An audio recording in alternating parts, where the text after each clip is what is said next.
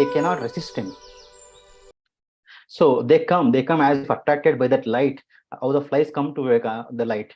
So that's how youth come to Vivekananda. Wherever you go, Vivekananda, Vivekananda, Vivekananda, everybody loves Vivekananda. So why Vivekananda again? The question actually comes.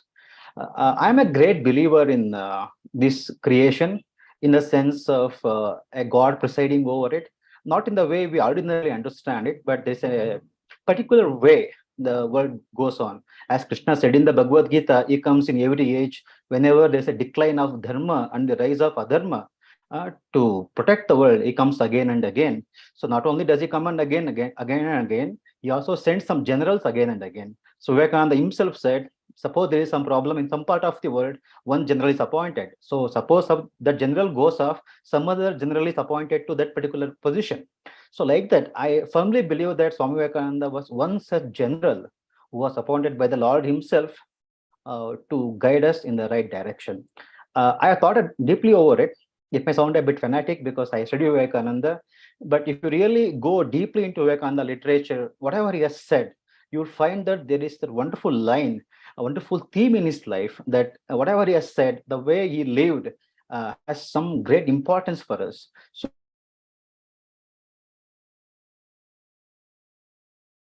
anchors, there are wonderful people. There are so many of them. But in this current age, I find that that role has been taken up by Swami Vivekananda. That is molding the destiny of the human race. So that's what these great people come to do. And I am thoroughly persuaded that Vivekananda was one such person, a divinely appointed person who has come onto this earth. As his guru said, he has come to preach the mankind. And Mother also said, he is the condensed essence of Sapta Rishis, that highest knowledge that a human being can possess. So this is what I feel of Vivekananda as a person. Then coming to the practical aspects of Swami Vivekananda's life. So what do we see today? So going back to the history, after when Swami Vivekananda himself was there, what a current is set up, to change the destiny of mankind. So we all know that he traveled across India. Then he went to the United States of America. Then he made that beautiful speech. So there we see the renaissance of the whole Indian culture, Indian nation. So not only that he deformed India, he gave a new direction to India, but he also brought India and the world together. And not only that, he brought about the harmony between the East and the West. So, even today, those who live in India, those who live in the Hindu culture, we may profess that we have the highest things, there is nothing to take from outside. That was our attitude many centuries back, and that's what led to our degradation. But Swami Vivekananda, he traveled across India. He was well acquainted with the Indian philosophy. He was well acquainted with the Indian Hindu culture, our past history, and he was also very well acquainted with the Western philosophy. And he personally went to the West. He saw what was happening there, and he was a great student of history also. So he could see where humanity is heading towards. So it's not just that we stay in our little well. Vivekananda told this famous story in the Parliament of Religions. Hindus, is in this little well. He thinks the whole world is the little well. And the Mohammedan, he says also in his little well, he thinks the whole world is that well. Christian also think the same thing. But though really the ocean is so big, the well is very small, but we are so confined that we think we are the greatest people on this earth. No, humanity has been progressing everywhere. So Swami Vivekananda wanted to harmonize this. That is, whatever the mankind has achieved, either in the field of spirituality or in science or in any aspect of human life, whatever the human being could do, he could bring it under the purview of the whole human race, to applicable to every individual. So it's important for me to know what are the possibilities of man and not limit myself to wherever I belong to. So this going out of oneself to universalize, to become broad, that's what Vivekananda did. And then uh, we see Vivekananda, he started this Ramakrishna Math mission, through which even today we are getting such a spiritual wealth coming into us and to the entire mankind. And then we spoke about freedom fighters who were inspired by Vivekananda, who gave their all to liberate India. And we know Mahatma Gandhi, Subhash Chandra Bose, and I just mentioned people like Chakravarti Rajagopalachari. If you should read the tributes, starting from Vivekananda literature, I will ask you to read the tributes given to Vivekananda by these eminent personalities. Maybe I am not a great authority to certify Vivekananda, but you should really read what people have said about Vivekananda. That will give you a perspective to understand him. We trust everybody in this world, but when it comes to this spiritual matter, somehow we have a tendency to believe that spiritual people are fraud. No, it's not that way. Spiritual people are the greatest people, and sometimes we do need an explanation. We do need, an authority to say about them. So you can, when you want to read Vivekananda, I really think you should start with reading the tributes given to him by people who knew him, people who were with him, and people who studied him, who were inspired by him. It carries even unto the current day. What Vivekananda, that great energy he left into this world, the great inspiration, the great vision he gave to all of us, that carries unto the current day. And to understand Vivekananda himself, we must always go to those people who had the fortune of associating with him. And Sister Christine, I mean, she was really one of those very blessed souls, highly blessed souls. And you must read her very elaborate tribute she has given to Swami Vivekananda. You practically get tears in your eyes because she was a foreigner. She really had the fortune, and you must read the letters Swami Vivekananda wrote to her. I'll come to that part so a little later. The letters of Swami Vivekananda, but these tributes that these world movers, the great people, the simple people also, whatever they told about Vivekananda, you must start with that because that will give you a correct perspective to know whom you are approaching, whom you are going to study. So those people who had that fortune, those who did great things by seeing him, I mean, that be the real good introduction to read Vivekananda. So kindly read the book Reminiscences of Swami Vivekananda.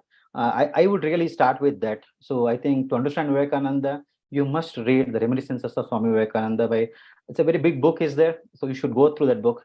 I think it's easily available online for free of cost. Also, you can get the printed book from any of the Ramakrishna Math mission centers. So we'll start with that. Uh, so that will give us a perspective of what Swami Vivekananda was. So then I said earlier, he was a very pious, austere soul whose life was totally based on purity. So, what is the explanation? Why we need to worry about the purity of a person? Because what a person lives, the life he leads is very, very important. Swami Vivekananda himself used to say, a person may be very bad in character and can be good in physics. A person can be very bad in character and can be a very good musician. It's quite possible. But in religion, a person has to be pure and perfect. Then only he can be religious. And Vivekananda himself was that. So you read his life, the purity was burning in every pore of his body, you can say. So that purity, so when the person has that purity, that level of super conscious experience also, he was very meditative, he had a great knowledge and very rational mind. So when these people, and he was a seer in the sense he could see things, what we say in a religious language, a seer is a person who can foresee things. The things reveal themselves to him. So such powers come to people who practice that brahmacharya, that austerity for a long time. And Vivekananda, all along his life, he practiced that. So he had the history, knowledge of history and all that. Personally, he was a very austere and pure person. So that then he felt immensely for people and he wanted to discover truth. So he lived his life to discover truth. These are very important things because all these things constitute a personality of a person. So when you see Vivekananda, his whole life was dedicated for the realization of truth, to spiritual practices, to knowledge. So when such a person speaks, there is immense merit, immense knowledge, and immense benefit for the entire mankind. So when we approach Vivekananda, we must have that reverence towards him. You can be critical about him. Vivekananda never denounced criticism. That is quite fine, but you should approach him with an open mind, knowing what he was. So simply sitting in the corner of a room and people write so many dubious things. Vivekananda is not someone whom we can comment from the roads. He was such a great person. So you should be really mindful of when talking about Vivekananda. I'm actually afraid to talk about Vivekananda today because he's such a great personality. I was really thinking like if I'll be able to do justice to even take his name. But anyway, I have to take it because I've been asked to. But I tell you, when you take Vivekananda's name, be very clear, uh, be very cautious, because you are taking a name which has written purity all over it. And I think, that Sri Ramakrishna, if somebody criticized Narendra, he used to say that the place has been defiled. They used to sprinkle Ganga water on it. It may look like some kind of a belief. No, it's not like that. Because, of course, Sri Ramakrishna could see, he was a seer, but we should understand that Vivekananda was a very great man. So that approach we must have, that reverence we should develop. So unless we have it, see, whatever he says will appear like, some kind of a tamasha to us. But it's not a tamasha. His life is something very serious. He's someone who is standing there and guiding the destiny of entire mankind. So with what reverence we have to approach him. So that is very important. So make sure that when you study Vivekananda, for time being, you forget all other things and be entirely focused on it, because few things in life, like parents and our gurus, the spiritual gurus in particular, and these great prophets of mankind, they are very sacred. So you cannot mess up with those things. So that is, I really request you, because you're all here, you want to read, hear about Vivekananda, but you know that Vivekananda was simply an extraordinary person, a pure person, a godly person. In fact, one person wrote, if you read the letter, you'll come to know, when he was in America, sometimes the Christian missionaries used to, broadcast all kind of negative things about him. People used to invite Vivekananda to their house. Then these missionaries will go to their home and tell some negative things about Swamiji. When Swamiji went to their home, the doors was closed. And Swamiji, like, he was not even knowing why it's happening. Then a conversation takes place between two ladies. One lady writes to another lady as saying, Vivekananda, people are saying against him so many negative things. She didn't know Vivekananda. Then this lady writes back to her saying, this is a man who walks with God. So this is not something an Indian is not saying this. It's a foreigner who is saying this, who lived with him. So she knew what Vivekananda was. So she actually writes, this is a man who walks with God. So with what reverence we have to approach him. So that's the first thing I really want to make sure, that when we study Vivekananda, when you read Vivekananda, know that you are dealing with something very sacred.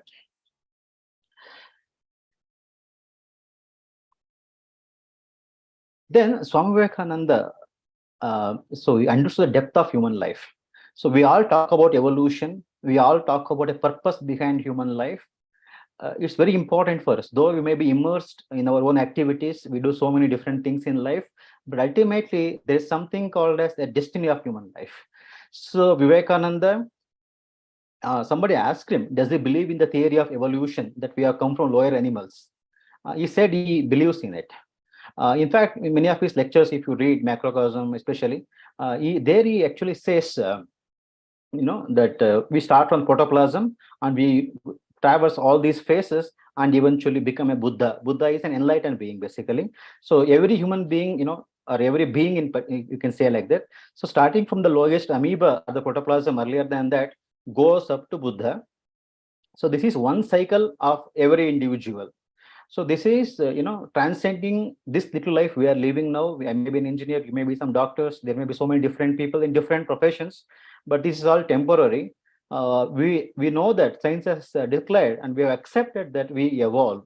So we evolve from such a lower beings to until here, and still we have to evolve further. And the highest evolution is called that enlightenment, or the Buddha state, or you can say Sarvajna also, you can say one who knows everything. So that state. So Swami Vivekananda, if you read some of his lectures, there is refers to these things. He says some great people, when they come to this world, they live the entire human life in one single life. That is, the entire cycle of an individual from protoplasm to the highest Buddha is lived in those lives. So Vivekananda himself lived that life. That is, whatever a being has to pass through, so many hundreds, thousands lives we have to pass through, come at perfection. Vivekananda had attained to the perfection. He stood at the pinnacle of evolution, and from there he guides us. So when we read Vivekananda, we find a deeper purpose to our lives. So there's wonderful saying, people always talk about arise, awake, and stop not till the goal is reached. That's well and good. So we apply it respectively to our particular sphere of life, our particular profession, we apply it. But when actually Swami Vivekananda said that, he applied it to the highest point of life, that is to realize our true nature, that we are God. There is no compromising on this. When I said Vivekananda came to show direction to mankind, he just didn't address common problems. Common problems will be there. There are so many people to speak about those problems, but Swami Vivekananda, he believed that man should be taught that he is divine.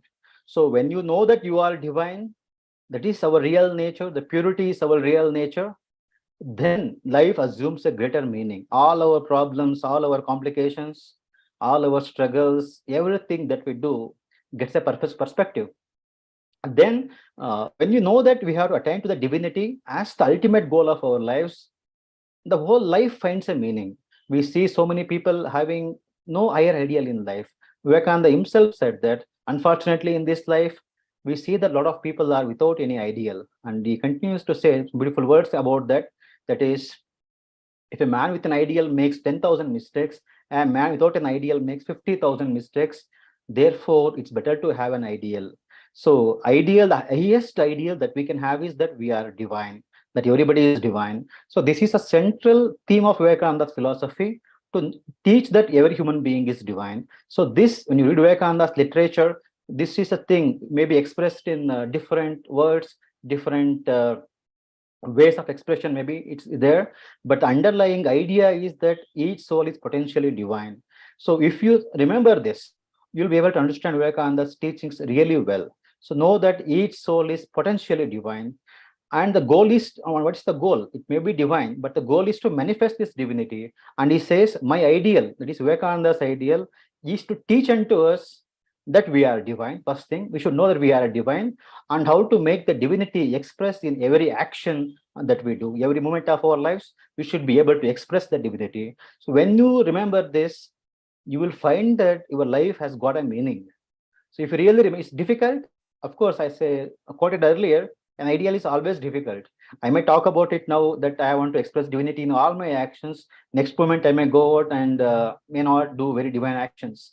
It's quite possible, but that does not mean that I must give up the ideal altogether. So yes, we may make mistakes. We can do wicked things. Man tells lies. He commits sins. Swami Vivekananda says, but in the end, you will realize that he is God also. So that is the two things very clear in Vivekananda literature. That is, we are divine. Ultimately, we are going to reach that state only, whether you are willing or not, whether you consent to it or not. So the divinity will be forced upon you by nature. So we are going to realize it. Everyone is going to realize that they are divine, they are perfect. We have to attain to that perfection. But this is the one perspective that you have to take when you read Vivekananda. That is the underlying divinity of each and every individual, every soul in this world. So when you start understanding these things, when you start looking around the world with the eyes of seeing the divine around us, the whole world changes. We will be able to deal with our own imperfections better. Sometimes it's very much easy to get a feeling of inferiority complex due to some limitations that we may have. It can be any limitation. We may not be able to speak well, we may not look very well, you may not have good hearing capacities, or you may not be very intelligent. So there are so many reasons to make us feel inferior. But Vivekananda comes to everyone's aid, and he actually said that each soul is potentially divine. And however while a man may be, the divinity does not die. So in the most criminal person is there, still the divinity exists in him. So he does not know the truth and is waiting for the truth.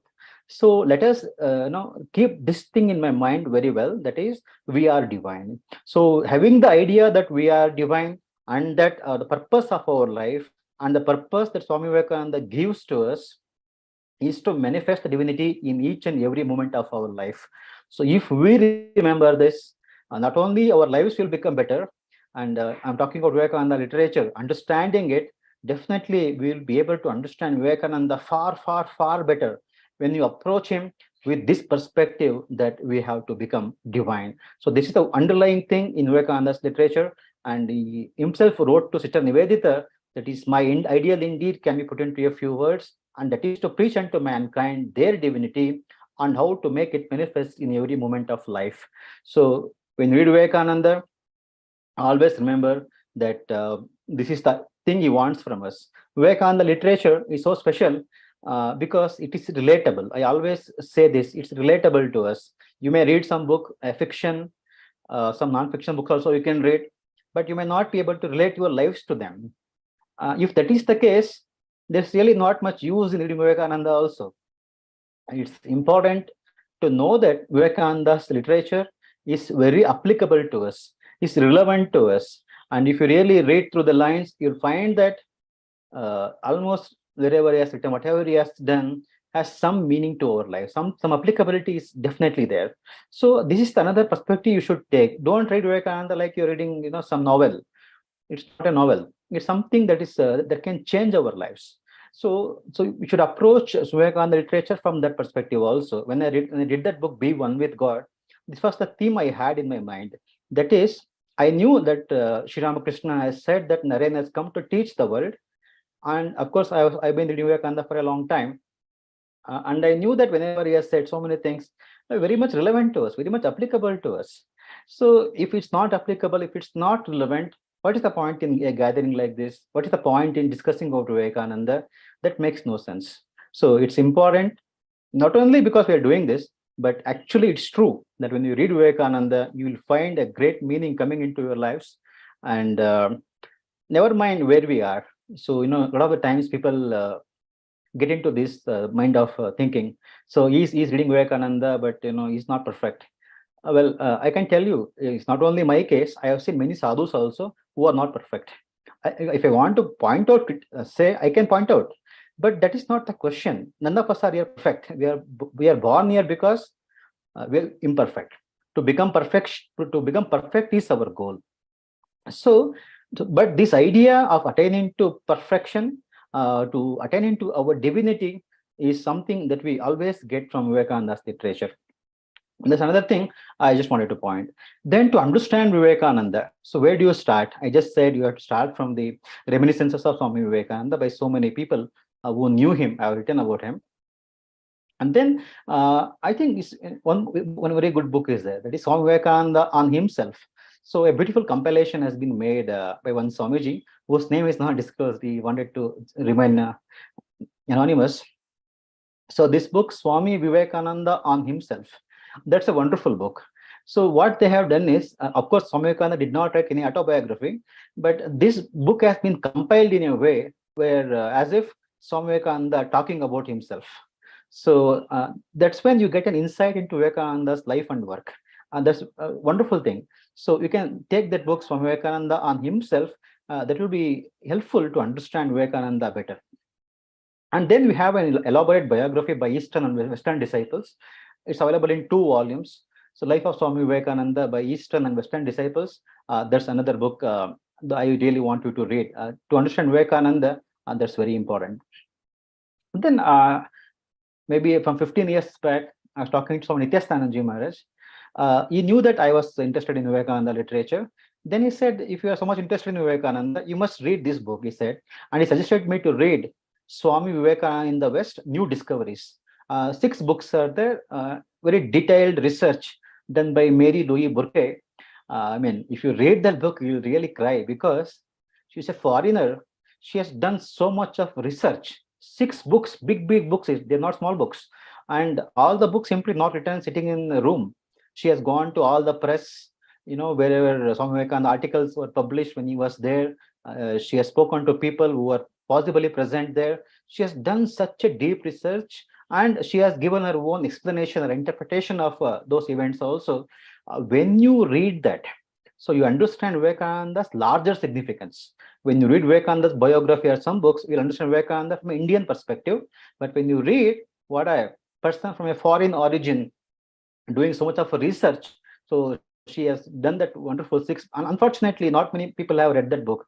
This is really a misfortune for us. We are so ungrateful Indians. We don't want to spend money on books, and we don't want to spend time on books. So it's all well and good to talk about Vivekananda, but if you really want to understand him, you must put serious efforts. It's just not enough to read one Call to the Nation or some Karma Yoga some people might have read. No, you must go deeper. That's when you find such a gigantic figure standing before us. That's when you really try to understand the importance of his life. Then we feel that courage to practice his ideas in our lives also. So it's a great injustice that if you don't, take time to read, go through these wonderful books. People have done so much of research on this. And I came across another book suggested by Swamiji himself. Swami Nityastananji told me to read the book Swami Vivekananda as the Turning Point. That's a book released during the 150th birth anniversary of Swami Vivekananda. It has articles from people across the globe. You must read that book also. Then you'll understand what Swami Vivekananda has done in 150 years. After he, of course, he left his body 120 odd years back. But when you read that book, his influence you'll understand. I was really touched by some articles there. I think on Anjana Gangopadhyay, she has written about Vivekananda's contribution to women or something. I don't exactly recall the title of the book, of the article, but it's been made a book also. A small book it is, a small article in that book, and it's been published as a book also. But then she says what Swami Vivekananda has done for the woman. I mean, there's an extraordinary deep insight she gives in that book. You will get an idea what is Swami Vivekananda's contribution to mankind. To women means women across the globe, not just Indian women. No, the ideal he gave to the woman also. To men, of course, we see almost everywhere what he taught, but it's not so emphasized what he has done for the woman also. So that's another book, Swami Vivekananda as the Turning Point. That book I meant to complete. I not read it fully, but I gone through the major portion of that book. But I found that the book is really a wonderful compilation. Yeah, these books are to understand Vivekananda. Then we're actually getting into the another latter part of it, that is Vivekananda literature itself. So what do we get in Vivekananda literature? So his literature, if you see, mostly is available in the complete works of Swami Vivekananda in 9 volumes. But it's 9 volumes. If you buy these 9 volumes, you don't need to buy many other books on Swami Vivekananda. Almost everything, what he said, what he wrote, what he conversed, everything you will get in these 9 books. Of course, available on the internet, Amazon, you get free ebooks also, such a thing. We have such an access. If you read it, then you'll understand the depth of Vivekananda and his thinking process. So these complete works of Swami Vivekananda in 9 volumes is where we get everything. Of course, everybody may not be interested in reading everything that Swami Vivekananda said. That I understand. It's quite okay. Yeah. So there, but still, but one good thing is what Ashrama has done. They knew that everybody is not going to buy these 9 volumes. So they have published separate books. Letters of Swami Vivekananda, a book is available. Inspired Talks, a book is available. Karma Yoga, Bhakti Yoga, all those books are available. Then Conversations and Dialogues are also recorded in a book. Talks with Vivekananda. Practical Vedanta, they made very small books also. So different kinds of books are available. But what I want to really say is, I want to take the aspects of literature. That is, what is there in the literature. First, it starts with what he said in the Parliament of Religions in Chicago. So those are the speeches he gave. So those speeches which electrified the audience, which gave a new thought current to the audience. So you will find those lectures of Swami Vivekananda spread across almost every volume has a lecture or two.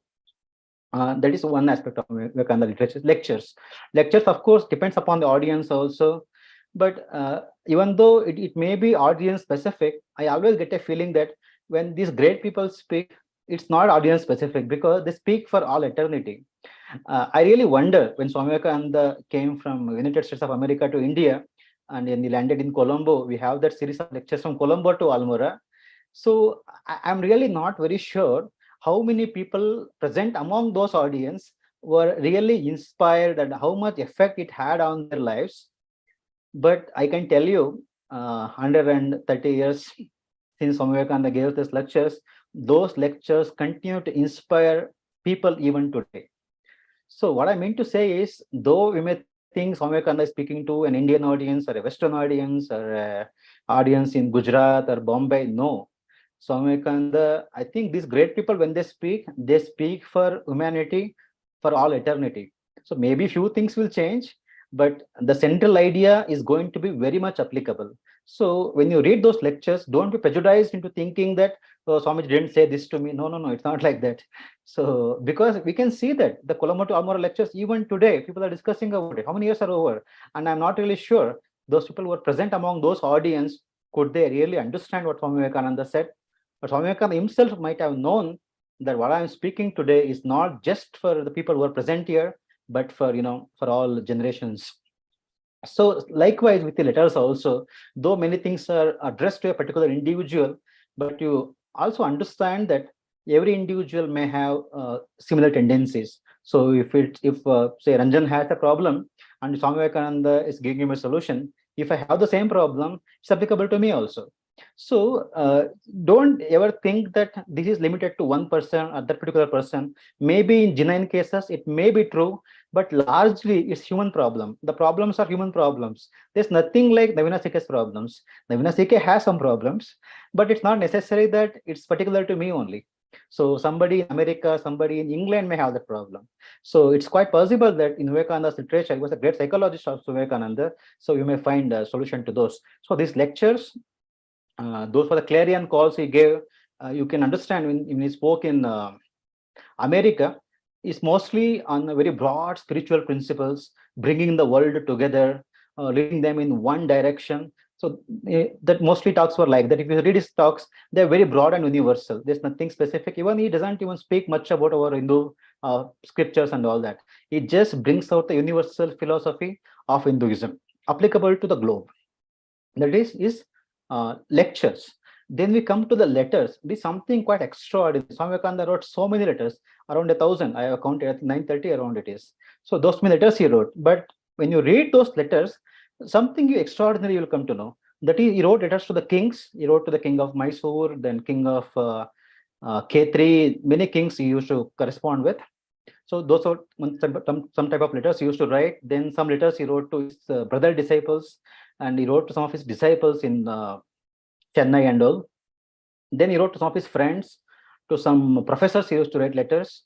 If you read those letters and just make a fine observation there, you learn how to write a letter. And not only that, you also learn that it's important to correspond with people. So Vivekananda was giving so many lectures, he was talking so many things, doing so many things, but he was also writing so many letters. So this is an important thing. I think we often overlook this. Even though today we are connected by all the mobile and email, everything, we don't connect with people. This is not the approach for nation builders. Maybe if you are selfish, you want to stay, confined to your place and lead your life, that's maybe well and good for you. But for nation builders, this correspondence with people is absolutely important. This is one thing you learn from Vivekananda. When you read his letters, you practically understand how should a relationship be. I mean, we really neglect relationships. We don't know how to have a relationship. So Vivekananda was writing letters from America to India. He writes from India to Europe, and everything has a connection. It's a beautiful connection it has got. So these letters will teach us that we have to stay connected with people around us for the good of the world. It's not just a casual connection. Say hi. That's fine. That's always there. But it has a deeper meaning behind it. A communication can have a deeper purpose. Today, our communication lacks purpose. I'm sorry to say this, but we do a lot of, I am a part of WhatsApp groups also. Most of the times we speak all the rubbish. It has no sense. It makes no sense at the individual level, no sense at the universal level also. But if you can really, in Karma Yoga also, you'll come across this. Swami Vivekananda speaks about the power of words. He says how powerful the words are. If I call you an idiot, you're going to hit me now.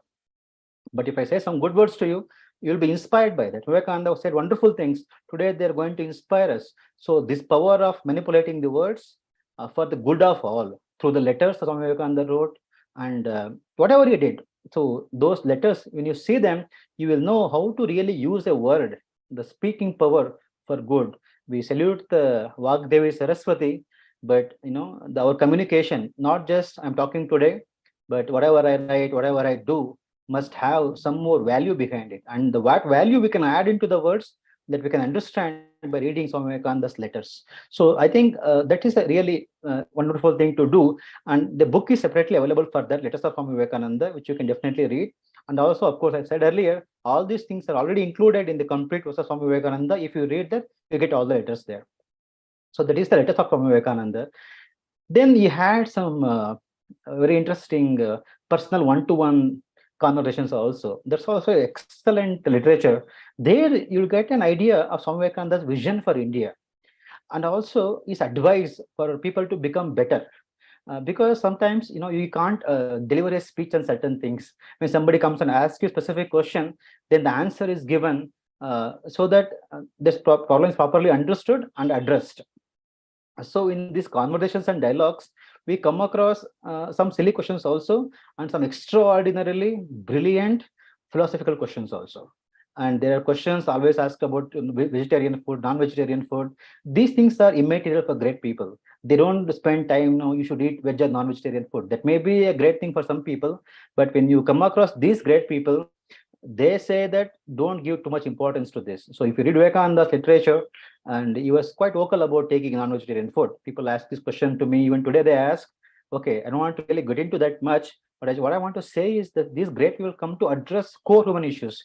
Whether I wear one type of cloth or eat one type of food, that is not universal. That's not very important. So the main purpose, that is the discovering of our divinity and to express it, that is the main thing. Other things, that can vary depending upon our geography and all.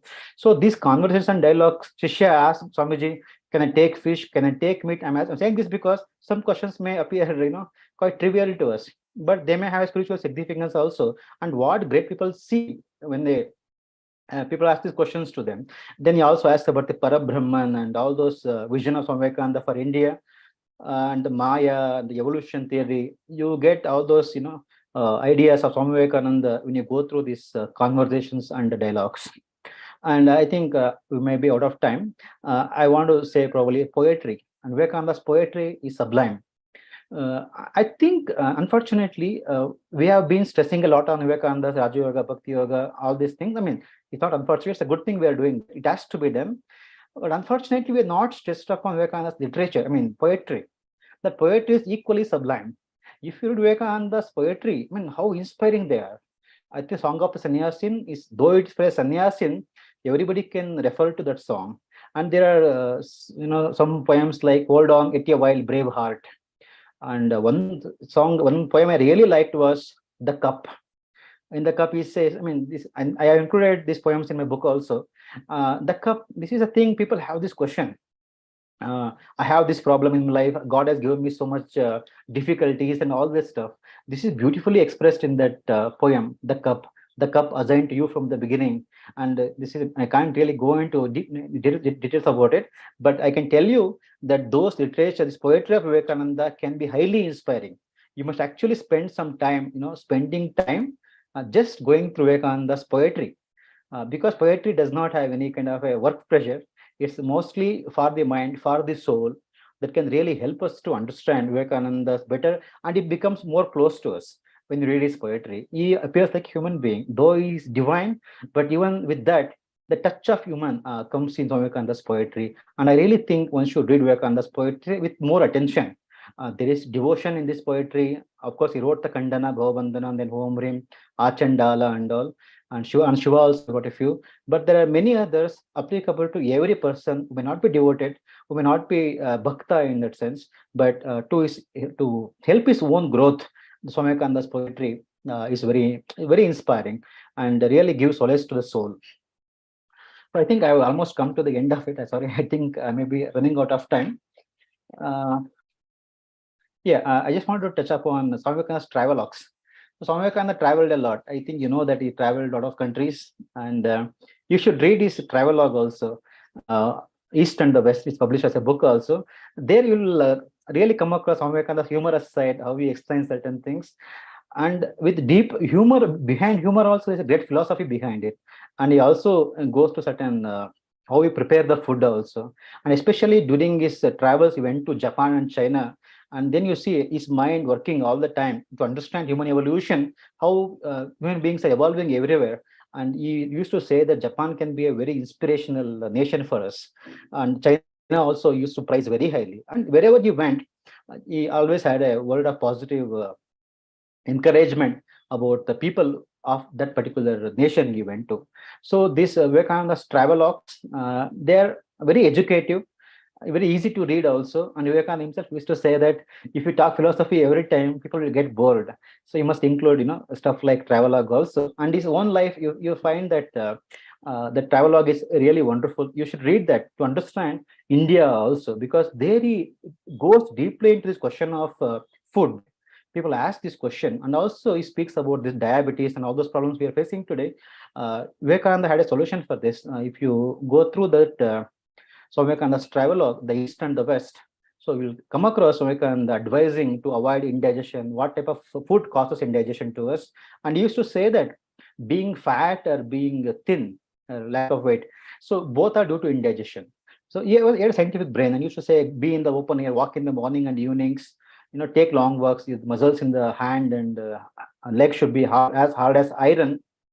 So you'll come across these things also. So Swami Vivekananda literature is not just about the philosophy, it's about life. So life, starting from the most minute details, starting from the time we wake up till we go to bed, it's quite possible to take Vivekananda everywhere, whatever we do.